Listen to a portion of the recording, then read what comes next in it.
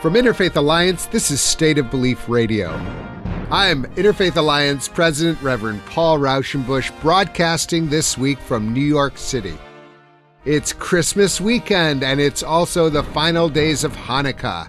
So please let me wish you a very happy holidays, whatever it is that you are celebrating. A lot has happened in the past 12 months. It's been our tradition since the early days of this show to take some time to look back at some of the biggest stories in religion news at the end of each year. And we also want to explore the way these stories impacted our culture and our nation across all lines of faith and belief. And we've been lucky to do that each year with top journalists from Religion News Service, a nonprofit, nonpartisan, non-sectarian resource that's been an invaluable news source for almost 100 years. For a look back at the very newsy 2022, I'll be talking with two award-winning RNS experts, national reporter and author Jack Jenkins, and production editor and national reporter Adelle M. You can hear State of Belief on the radio and get the podcast on Apple Podcasts and all other podcast platforms. Every week, I will be in conversation with some of the most fascinating and impactful civic and religious leaders across the nation. You won't want to miss it, so please subscribe today. State of Belief Radio is made possible in great part by the generous support of our listeners. If you have made a donation, I really want to thank you. And if you haven't pitched in yet, information on how you can help keep this show on the air is available at stateofbelief.com. And you can find out more about the work of Interfaith Alliance and join us at interfaithalliance.org. And now to my guests. Longtime religion journalists Adelle Banks and Jack Jenkins, welcome to State of Belief Radio. Thanks so much for having us. Well, let me start by saying I am a long-standing fanboy of both of your work. You so often report stories that I didn't even know I was going to be interested in, and then you're there and you're telling the story, and it's just an incredible service storytelling that you do for our nation, and you're both just so excellent. So thank you for joining me on this kind of end of year looking back and maybe a little looking forward. So you come with all this experience. You've done this before, and I just want to dive right in. Adelle, I'm going to start with you. What strikes you from this year? What are some stories that you've reported on this year that really stood out to you as really kind of seminal moments in the past, in 2022? Well, I guess the first two that come to mind are Roe v. Wade and some of the denominational differences in strife and challenges that are continuing to happen in our country. As far as Roe v. Wade goes, there's just this big religion divide and national divide over what should be done about abortion. And now it's like there's a whole nother juncture of what that's going to mean for everyone, but especially religious leaders, since that's who we cover, and how they might either help women who are now in a completely different situation, depending on what state they're in, and what they might do that is within the law or maybe not. When that story hit, what was the first, just from the religious perspective, what was the way you went into that story? Because there's, if you were a legal reporter or if you were, a political reporter, but as a religion reporter, what struck you about that story that really kind of went to the gut?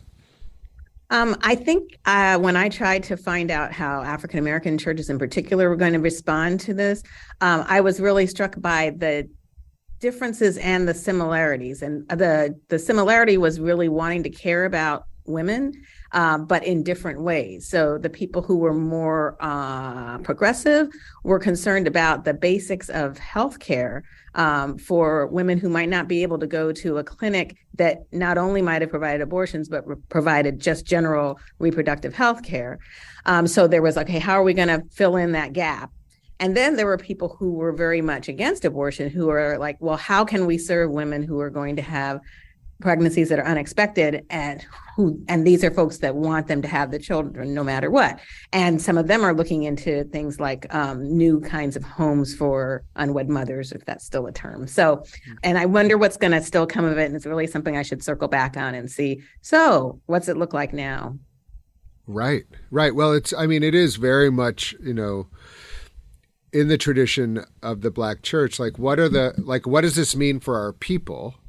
And, taking different positions, but really going straight to the lives of the people in the pews or around in the community and saying, well, in different ways, this is going to affect the people who we're here to care about and serve. So that is really interesting. Jack, I think you probably covered this as well. One of the things that's coming up for us is the religious freedom angle. This is us at Interfaith Alliance. Is I don't know if either of you have reported on the the new challenges to the law that are coming out of some traditions, notably Jewish traditions. They're saying, actually, my religious tradition not only allows it, but sometimes mandates abortion. And so, what are our recourses? Did either of you touch on that in your reporting? I did. One of the things I found fascinating is in the lead up to the final decision, both after the leaked report of the decision and the decision itself, I went down to the Supreme Court, and there were rallies from abortion rights supporters in those instances. And in both instances, either the first, second, or third person to speak was actually a faith leader who supports abortion rights. And the visibility of those groups who have been around arguably since the beginning of the abortion rights movement, it's clearly been enhanced over the last year. There was also a separate protest organized by the National Council of Jewish Women out on the Capitol lawn that, it was a sizable protest. It was somewhere either in high hundreds or in the thousands. I'm not going to try to pretend to have counted every single person there, but the passion that the participants had, when it came to viewing this as a religious freedom issue, right? Yeah. Now, to that point, we now have, as you noted, there are now multiple lawsuits filed in various states, pushing back on some of these abortion restrictions that are passed at the state level, saying that they infringe on the various different faiths and their beliefs about abortion. And Jewish leaders are among the more prominent leaders of this movement. There's a little bit of division about which is the best kind of lawsuit to file in that context. Yeah, totally. But I think it's been fascinating to kind of see, these Jewish leaders talking across, theological difference to often conservative Christians, sometimes at these events, saying, no, our tradition, these Jewish leaders are saying our tradition has claimed this position for, thousands of years. And this isn't a new, influenced by progressivism, what have you. And to see kind of that dialogue happening in a way that it hasn't happened in the last few decades has been really fascinating to watch. And it's curious to see what that dialogue will look like when judges start weighing in on it. Yeah. It is not surprising that we started with Dobbs, given the moral implication and also the social implication in the way that, religious organizations since pre-Roe v. Wade have been, in the mix of abortion rights and opposing abortion. So, this is an ongoing conversation. It is. I think it's worth noting that the actual percentages within religious traditions whose, adherents, I'll say, not necessarily leaders, but adherents is I won't say overwhelming, but pretty strongly pro some kind of abortion rights. But that is not necessarily. That I think can be more of a practicality in some ways rather than, and we saw that actually, this is I think an addendum story, but what happened in the referendums that happened in the midterms. Oh yeah. After, you saw in very conservative states, pretty resounding support of abortion rights, or at least some rights to abortion. I think that, there wasn't one case where it didn't pass. So I think that was, clearly perhaps the biggest story of the year. But I'm open to debate. What would you lead with, Jack, if you were to say what was the story that really, when you look back at 22, really strikes you? I mean, I will admit it'd probably be Roe because it seems to touch so many other stories, if that makes any sense, right? So for me, a second one would kind of be this narrative around Christian nationalism leading into the midterm elections, right? This shift from a dialogue around Christian nationalism to people self-identifying, like Marjorie Taylor Greene, the representative from Georgia, self-identifying as Christian nationalist, and the kind of resurgence of that, of claiming that identity in extremist circles in particular, and how that's informed a lot of anti-trans activism, a lot of really unsettling demonstrations forged by some of these extremist groups, but how that all culminated in this really interesting moment in the midterm elections, where a lot, arguably most of the high-profile folks who either affiliated themselves with Christian nationalism or espoused Christian nationalist ideas actually didn't fare very well in the midterms. And I think there's a myriad of different reasons for that. I think Roe is part of it. But for me, I'm curious about what that looks like moving forward, because the hardline Christian nationalist folks aren't going away, right? Like they still believe this. They're not abandoning the ideology.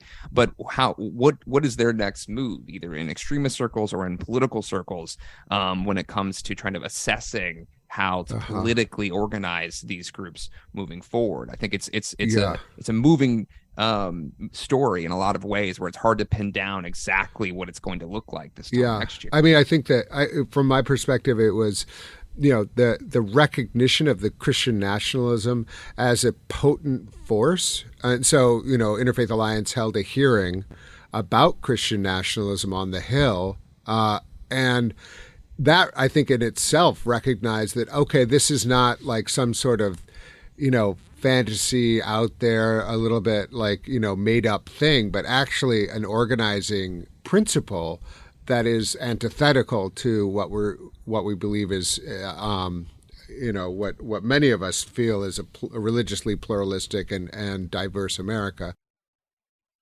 How did you understand the Christian nationalism story, Adele? Did you report on that at all?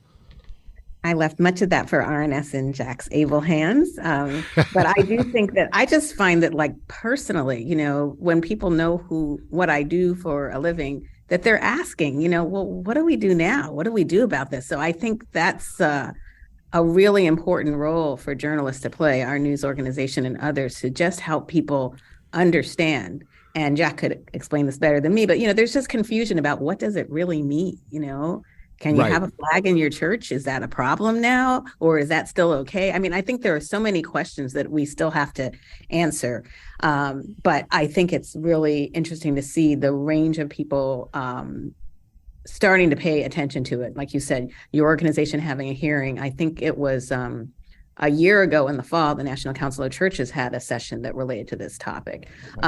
It's just, I think there's a broad sweep of religious America that's saying, okay, we need to address this issue, understand it, speak to it, push back to it, join it, whatever their stance is.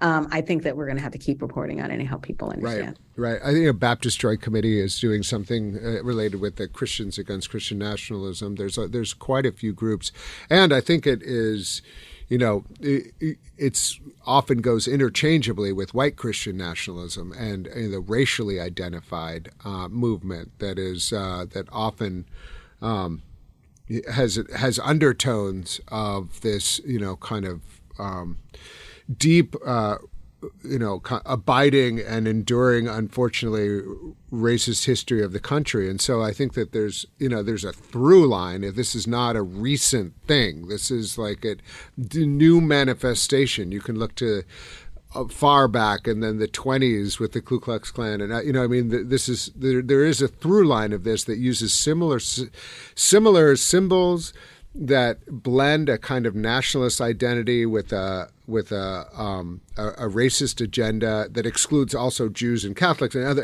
I think this one is.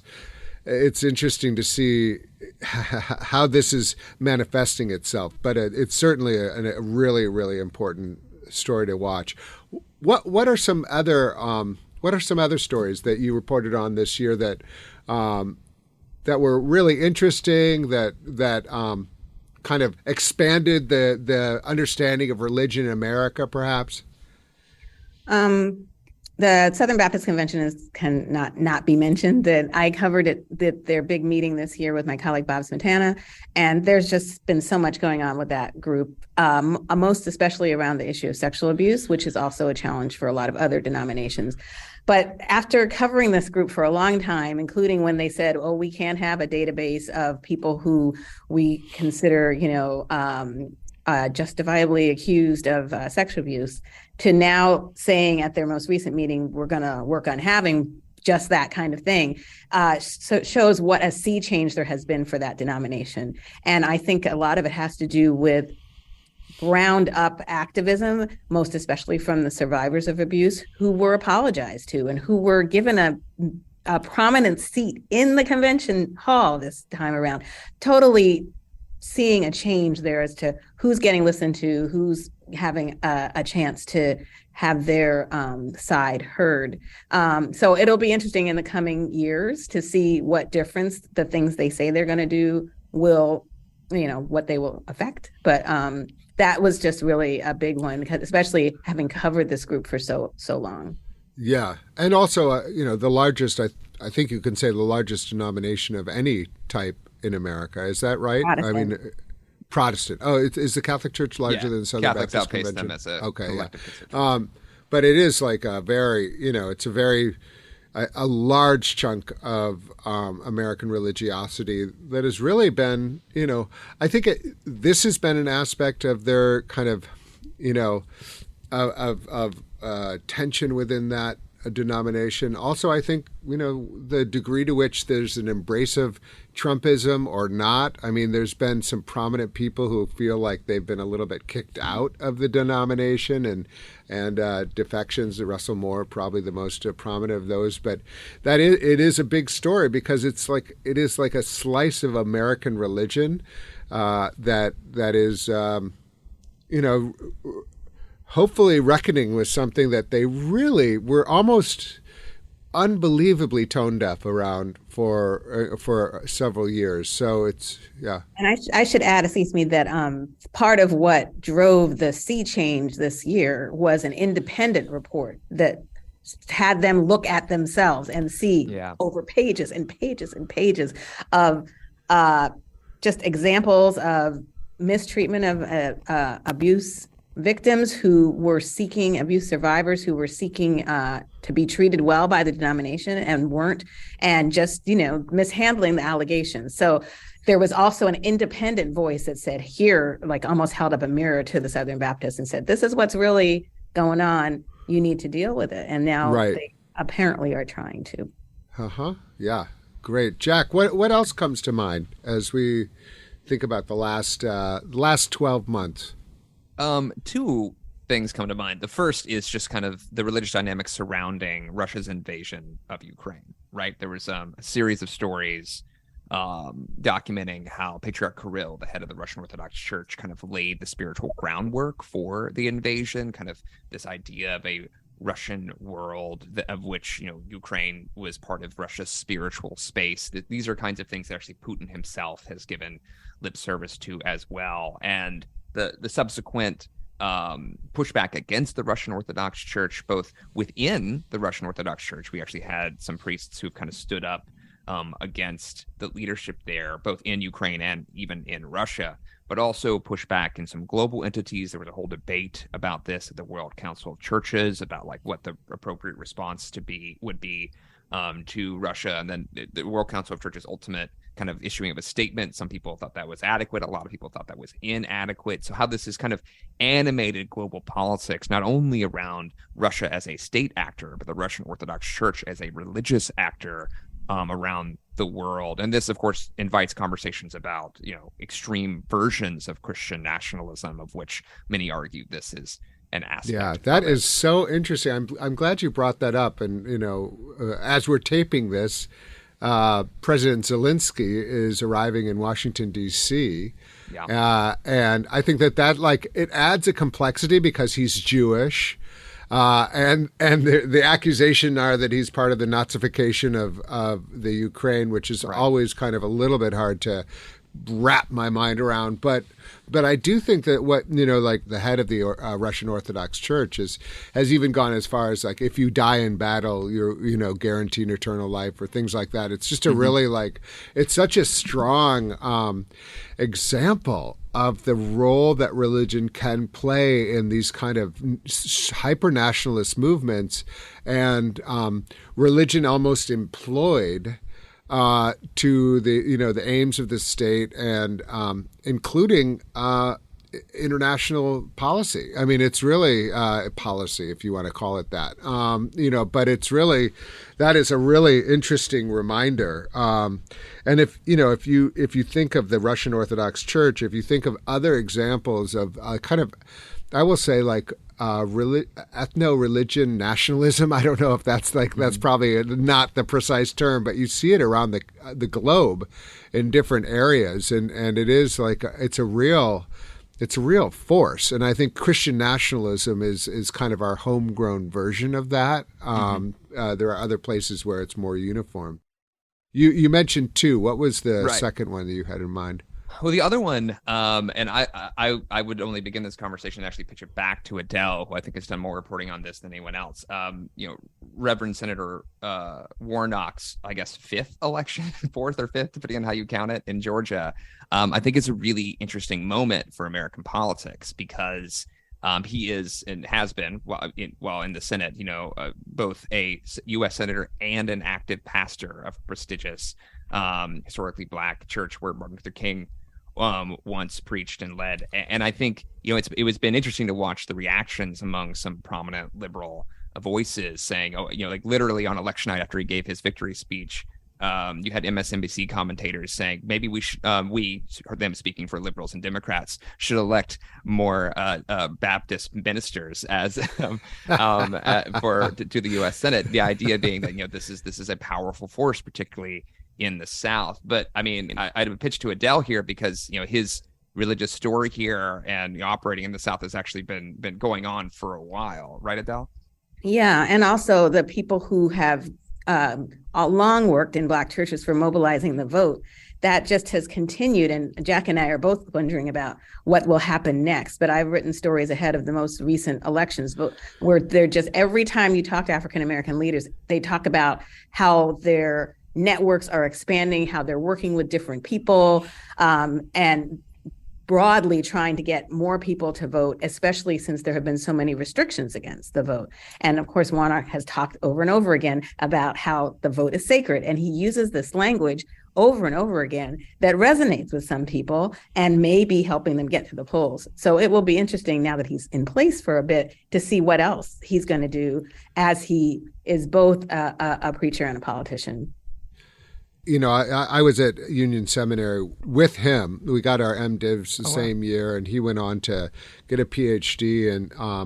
And I will say that there was no mistaking the destiny that was around him. I mean, he was a very, very powerful figure. He was working at Abyssinian Church. There was a real seriousness that he came to Union with.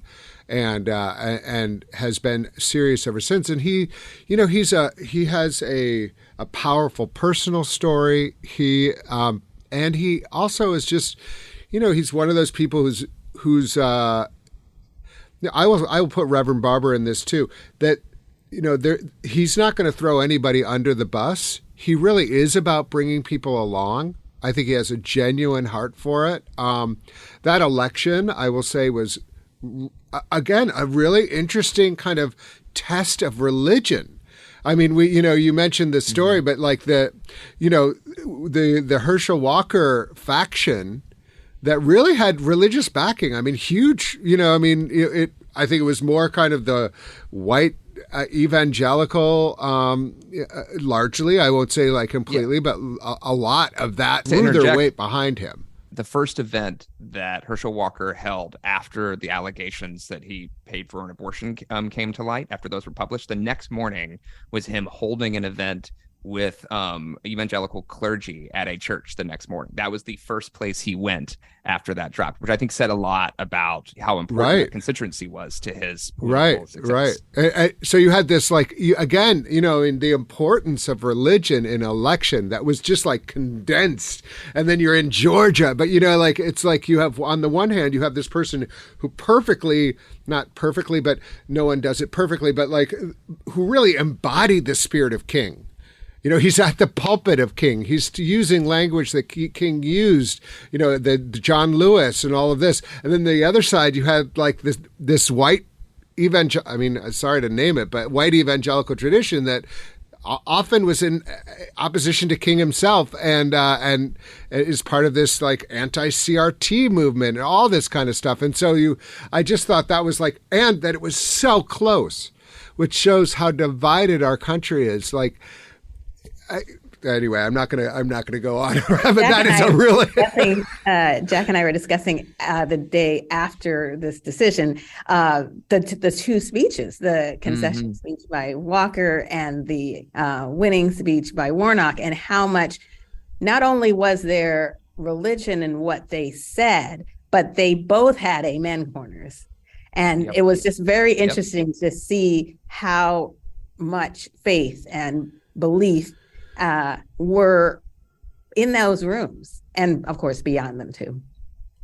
Amazing, and that is really powerful. I'm going to bring up something that obviously is something that just happened that near and dear to my heart, which is the Respect for Marriage Act. Yeah. And I do think that there was, it wasn't primarily a religion story, but for Interfaith Alliance, at least, it was really, really an important moment for us to rally religious voices to make sure that they were heard in support of it, that actually represented the majority of religious traditions in America. In this way, you can almost say overwhelming, something like 70%. And that was like, it was again, it was almost a litmus test on, but a surprising one. I don't know if you all were surprised. I'm wondering if you just, when the LDS Church made its statement in support of the bill, I thought that represented a huge sea change for how the LDS Church was going to show up in the kind of culture war questions, and even the National Association of Evangelicals showed up in support. And so it was interesting to see how that, I'm wondering if either of you, I'm not remembering immediately if that was part of either of your beats, but it was a really important, I think, an important religion story for this last year. I think it was a really interesting, it's not quite temporally this true, but kind of a bookends of like this triumphant religious right victory in the overturning of Roe, right? Like this was one of the issues that they had campaigned on for decades as a core feature. One of the other things that they have long campaigned on is generally opposition to LGBTQ rights, but also particularly for years there, opposition to same-sex marriage. And the achievement of that goal at the Supreme Court of, overturning Roe v. Wade, while also not only losing the fight over same-sex marriage in Congress, but losing it with the support of religious actors, right? Like a conservative religious actors like the Church of Jesus Christ of Latter-day Saints. I think, in some ways that kind of speaks to kind of the trajectory of the both those issues, although to your point earlier, there's actually like widespread religious support for abortion rights. In some ways, like a Supreme Court decision was not in step with popular opinion and many religious opinions on that. But that having been said, I really thought it was an interesting thing to observe, particularly if you go back. One of my colleagues wrote a story about this. I think it was Bob, kind of tracing how you can kind of go back to the Utah Compromise in the wake of Prop 8, where members of the Church of Jesus Christ of Latter-day Saints tried to, kind of establish this way of equating a compromise, as it was put, and how that played a role in the forging of this document this go round. And again, I think that says a lot to what you were saying earlier about the complicated nature of how these issues have developed over the last 2 or 3 decades. I don't know if you had anything else to add there, Adelle.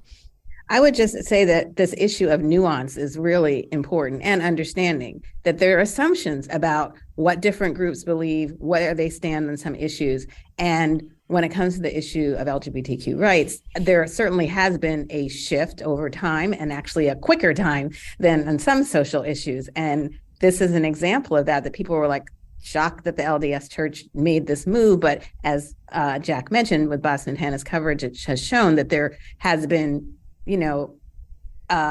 sort of an up and up and up level of, okay, we'll take this step and this step and then this step. So I just think it's a clear example of how people may not understand the groups that they think they do, including the National Association of Evangelicals, which you just mentioned.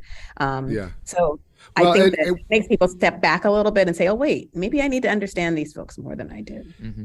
Yeah, I mean, to be clear, they didn't say they supported it. Right. They said they supported the right for other people to do it, right, but not inflicted upon them. But that's still no, I'm not saying that's not nothing. That's not nothing at all. I mean, it's like super important. I mean, that's really nuance. I mean, it's like exactly like that's the nuance of what they're trying to thread a needle, which I totally appreciate. It's like, I mean, as someone, who's gay married, but who like, I read that and I was like, that's fine. You don't have to believe in it. But if you allow me and my partner to express our commitment and our faith, then we're cool, and this is I think really, it does in part go back to the Dobbs decision though, because part of the reason, the impetus for this was the sense of the vulnerability of the decision of the Oberfeld, that it could be overturned. And so the need for Congress to act that was mentioned on the South Lawn as a clarion call for why there was needed to be action. So super interesting. What are stories that may not be the biggest stories, but maybe you wish more people paid attention to? Like these could be stories that might have been small stories, but for you really signified something interesting happening in the religious fabric of our country. I'm curious if anything comes to mind that really, it may be in the corner now, but it just is. It's a really important thing that maybe our listeners didn't quite catch. Just a quick one. Ketanji Brown Jackson, now Justice Jackson. Her being placed on the court as this interesting nuanced thing of being the first, I think, openly self-IDing or the only self-IDing Protestant on the court, right? We kind of have this back and forth around Gorsuch, who it's actually he was raised Catholic, but he attended an Episcopal church, but we don't actually know how he self-IDs these days. So he always has a weird asterisk next to his name. But that there's this dynamic on the court where it's primarily Catholics and Jewish justices, and so having her on there and self-IDing as much during the hearings on her appointment, as I believe it was Senator Lindsey Graham, who was grilling her on her faith, and the controversy around even that is retaliation, framing it as retaliation for the supposed grilling of conservative justices that preceded her on their faith. There's this interesting legal faith conversation that people have looked into, the part of the reason the Catholic justices end up in the Supreme Court, this established Catholic legal tradition and all the things that surround that. Conversely, we had these stories about some evangelical and conservative Christian groups that apparently have been praying with justices that may or may not have known decisions before they came down, and that dynamic in the court. I think there's these an interesting menagerie of stories surrounding the Supreme Court and faith this year that I think it's actually part of the. I think I defer to my friends in the legal reporting field on this one, but I think one of the difficult dynamics of covering the Supreme Court is that it's often kind of a locked box and a lot of pontification. But this year seemed to spill out a whole lot of interesting information, whether it was Supreme Court decisions on Roe or whether or not these justices were having meetings with these conservative religious leaders, or even the personal faith of justices in a way that I haven't seen in the past, in years past, surrounding. Yeah, just a note on that. Rob Schenck, it was the person who Justice Alito was praying with, and he broke that story on this show. Yeah. It was on this show that he was talking to my predecessor, Rabbi Jack Moline, about that. And then that kind of information spread, and when the New York Times and others were reporting on it, it first broke here as something that came up in conversation. So State of Belief for the win again. Adele, what was something that you looked at this year that you thought was really under the radar, but really important? Well, it's not so much it was under the radar because it was still with us, but I feel like a lot of people have liked to use the phrase post-pandemic, and we, really aren't post-pandemic. And I continue to be interested in all kinds of ways this is affecting congregations. There's a big study being done by the Hartford Institute for Religion Research, and it's looking at what this means for the future of religion, for the future of congregations. And it means a lot. And I mean, even in the last month or two, I know of churches that are still having people wear masks, or still having people be careful of how many could come in, or maybe they just might have changed that. It is with us, and its effects are going to be with us for a very long time as far as how it has changed the dynamics of congregations, including religious education, which is something I'm writing about right now. So I feel like it wasn't completely under the radar. I mean, it was a big story in 2020, but I think it's going to have continuing effects, has this year and will next year as well. That makes me think of another story that may not have been a story this year, but certainly is a legacy of the 2020 time, which is vaccinations and religion. Because what we're seeing is actually the decrease of all vaccinations now. Now, there's a suspicion somehow of all vaccinations, including ones that were long established. People are less likely. And this is I don't even know where it's emanating from. I mean, I kind of understood it. It was such a political issue during the we can call it the first stages of the pandemic now. But I don't know where that goes. When I was at Interfaith America working with Ibu Patel and others, we were really trying to get people to have conversations about getting vaccinated because we thought it was a religious issue. I still do, but the resistance to it is also framed as a religious issue and sometimes as a religious freedom issue. And so I think that's a really, it's, I live in New York City where our mayor just said it's time to mask up again. I just think there's so little appetite for it. It's just going to be, it is ongoing. You're absolutely right. And how that affects congregations, it's fascinating because last year at this time, they canceled I told you, my kids are in the Christmas pageant, people. I have a pig and a shepherd in the Christmas pageant. And last year they canceled it right before it was supposed to happen. And, who knows if it will happen this year. But, anyway, we'll stay tuned on that. But hopefully the pig and the shepherd will be able to, have their debut on the church stage. I'm curious as we begin to wrap up, if there's, were there any stories that if you had more time or more access, or was there anybody who you were like, ooh, I want to interview them so bad? Like, what's your wish list for looking back? But then we can also we'll all send you good vibes so that it comes true in the coming year. But what were some of the people who you would have loved to have talked to about religion this past year? The vice president and her husband and their interfaith relationship is something that will always intrigue me. That is a good one. Yeah. But I've that. covered some things with the second gentleman, and but it's been from a distance, and so. You know what? Okay, Vice President Harris and second gentleman Einhoff, this is your chance. None other than the Adele Banks is saying that she'd like to interview you. So listen up. This is no, I agree. I don't know why they haven't done it like a sit down. They should do a sit down with you and really get into it.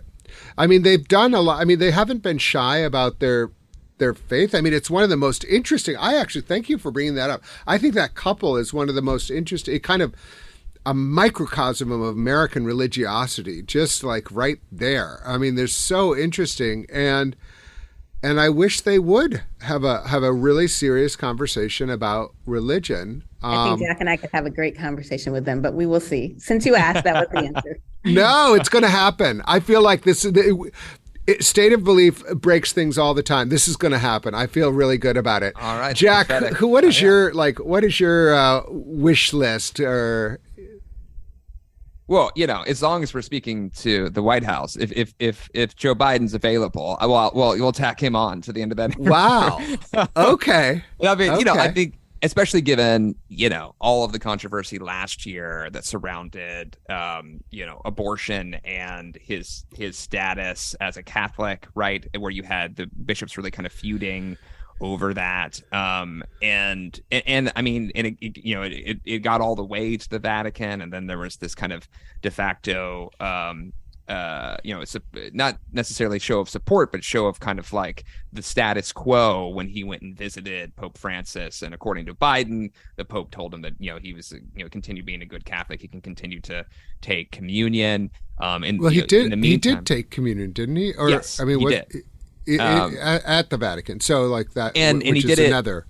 The Bishop of Rome, which is the Pope, if he takes communion in that space, that is underneath the purview of the Pope. And so, meanwhile, we've had multiple different bishops here in the United States ban both, either indicate that they would probably refuse the president from taking communion, which for the record has happened to him once in South Carolina. People forget about this. During the campaign, he was denied communion reportedly in South Carolina, which, to my knowledge, didn't actually happen to John Kerry, although there was a lot of threat of it when he ran in 2004. It actually happened to Biden.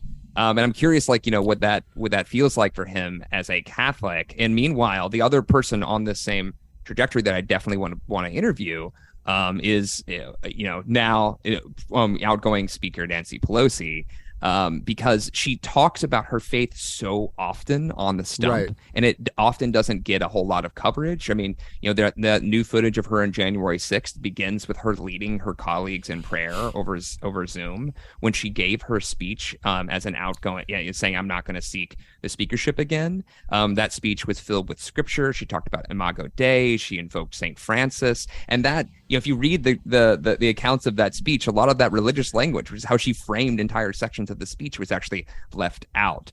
And so it just didn't rise the level of coverage. So I would like to kind of talk to her as someone who's leaving that position, as how her faith has inspired her political service and what have you. And there are, any number. I would love to speak to the incoming Republican leadership as well, given they're wrangling with these claims from people like Representative Marjorie Taylor Greene, who has said that the party should be the party of Christian nationalism, how they intend to kind of, assess that moving forward as a political dynamic in their caucus and party. So that's just a smattering of you.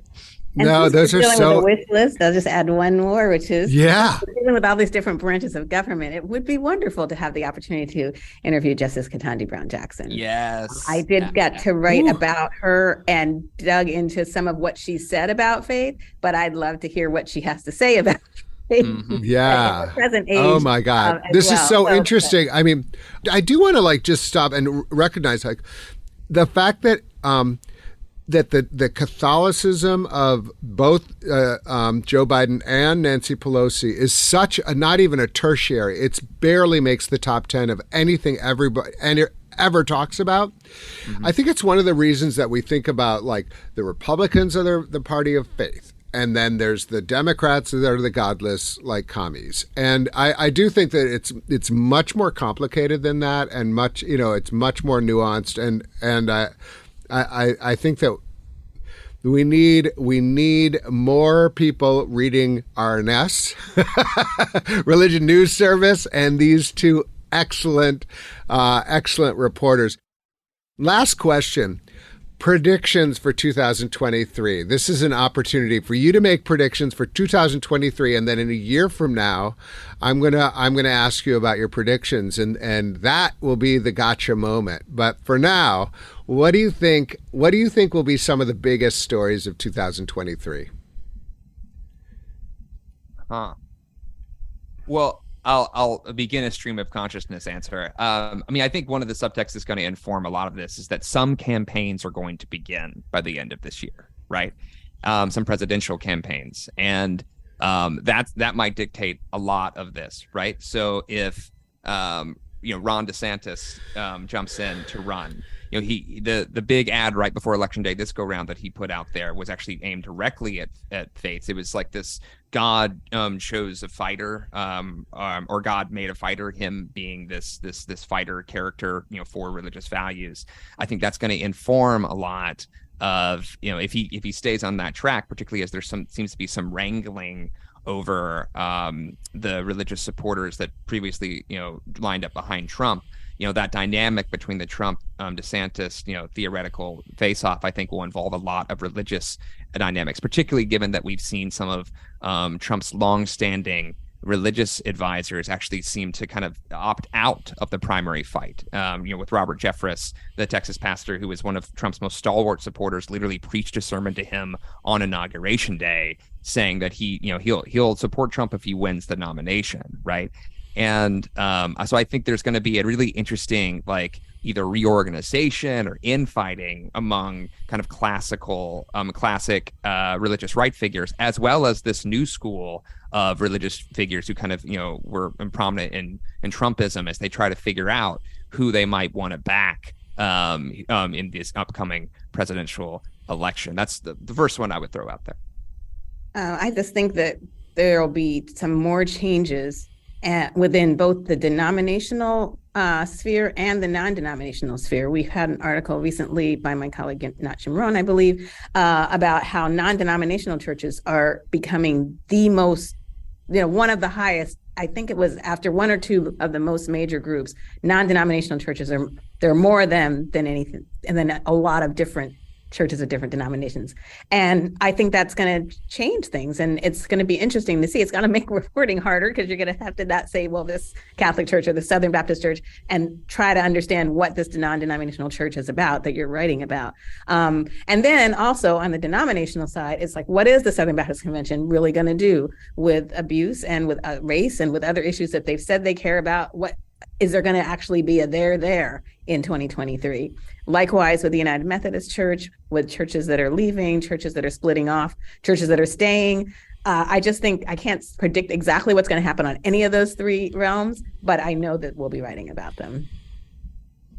I think, I do think that there's so much flux in American religiosity, and, it'll be fascinating to see if there's any change in the trajectory of declining religiosity or attendance, or and what will it mean for kind of Christian nationalism as well as progressive Christian circles, when the salience of these organizations becomes more and more representative of a minority of the country, it is the ongoing transformation of our country, and how we're prepared to deal with that transformation, how we think of ourselves as a truly that no one represents the thing. And that, I think Christian nationalism is trying to step into that space. And my sense is that Christian nationalism is going to get crystallized into something it may be a little bit smaller. People will not identify. I think a lot of people are like, well, do I think we should pray in school? Maybe, but they're not behind the political movement of Christian nationalism. I think it's going to start to get more and more. I think you're going to see more self-identification as Christian nationalism, and I think you're going to see more people are going to demand, where do you stand on that? And it will be so interesting to see what Trump or DeSantis says. Yeah, I'm a Christian nationalist. If DeSantis, given that ad that you mentioned, if he says, I represent Christian nationalism. What will that mean for our country and, and the potential of him being able to win an election or not win an election with that identification? So much more to think, but I am sorry that we're at time. Adelle Banks has been with Religion News Service since 1995, an award-winning journalist. Adelle is production editor and national reporter at RNS. Jack Jenkins is author of American Prophets, The Religious Roots of Progressive Politics and the Ongoing Fight for Soul of the Country, and has been an RNS national reporter for over a decade. Thank you both for your expertise, your insights, and all of your brilliance. I'm so grateful for both of you. And I enjoy your writing so much. It's so smooth. It's so insightful. It's vivid. And so everybody, please check out Adelle Banks, Jack Jenkins, Religion News Service. We're so glad that you joined us on State of Belief. Thanks for having us. Thanks so much for having us. The Reverend Traci Blackmon is Associate General Minister for Justice and Local Church Ministries for the United Church of Christ. I wonder if you might just share some kind of blessing or message of hope for our listeners, if you wouldn't mind closing us out with that. Well, sure. My hope for all of us in this season of Advent, this blessed season of Advent and Christmas, is that the wonder and the miraculous nature of the birth of the Christ child will be with us in ways that we continue to trust and follow the light and believe that there is goodness ahead. Our best days are not behind us. Our best days are in front of us. I believe that. And my hope in that is watching the birth and the journey to the birth of the Christ child. So blessings to you, Paul.